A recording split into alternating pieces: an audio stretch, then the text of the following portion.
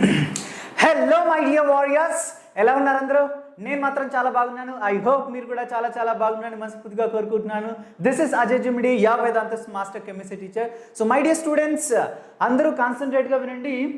మనం ఈరోజు సెషన్లో మనం మోల్ కాన్సెప్ట్ అనేటువంటి టాపిక్ని మనం వన్ షాట్లో కంప్లీట్ చేసుకోబోతున్నాం నాన్న. సో ఎవ్రీబడి లైవ్లో ఉన్న స్టూడెంట్స్ అందరూ జాగ్రత్తగా వినండి అండ్ మీ ఫ్రెండ్స్ అందరూ కూడా ఇన్ఫార్మ్ చేసేందున మన బ్యూటిఫుల్ సెషన్ అనేటువంటి స్టార్ట్ అయిపోయింది. ఓకేనా? సో ఇది day 1 session. Everybody day 1 session మనం సేవ్ యువర్ క్లాస్ 11th అనేటువంటి సిరీస్ స్టార్ట్ చేసాం కదా.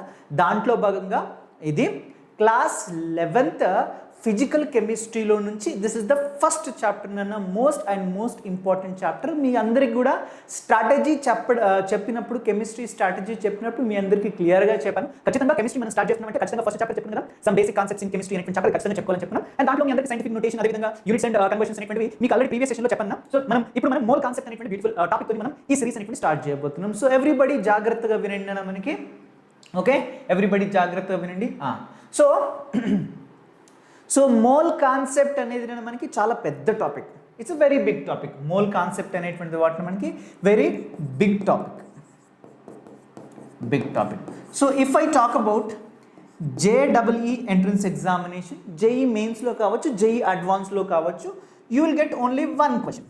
That means what? ఓన్లీ మీకు 4 మార్క్స్ మాత్రమే వస్తాయి. ఎక్కడ నుంచి? మీకు మోల్ కాన్సెప్ట్ నుంచి, రైట్? మోల్ కాన్సెప్ట్ నుంచి. అండ్ అదేవిధంగా జాగ్రత్తగా వినన్నా, నీట్ గురించి మాట్లాడుకున్నట్టయితే యూ విల్ గెట్ వాట్? మనకి 2 క్వశ్చన్స్ రావడానికి ఛాన్స్ ఉంది. 1 to 2 క్వశ్చన్ అని చెప్పొచ్చు. సమ్ టైమ్స్ రేర్గా 1 క్వశ్చన్ వస్తుంది, బట్ మోస్ట్ ఆఫ్ ది కేసెస్లో మీకు 2 క్వశ్చన్స్ అనేటువంటి ఎక్కడి నుంచి వస్తాయి? 2 క్వశ్చన్స్ అంటే 4 మార్క్స్ అనేటువంటి వస్తాయి నీట్ ఎంట్రన్స్ ఎగ్జామినేషన్లో. If I talk about EAPCET, ఓకేనా? ఎప్సెట్ ఎగ్జామ్ గురించి మాట్లాడుకున్నట్టయితే అది టీఎస్ ఎప్సెట్ కావచ్చు, ఏపీ ఎప్సెట్ కావచ్చు.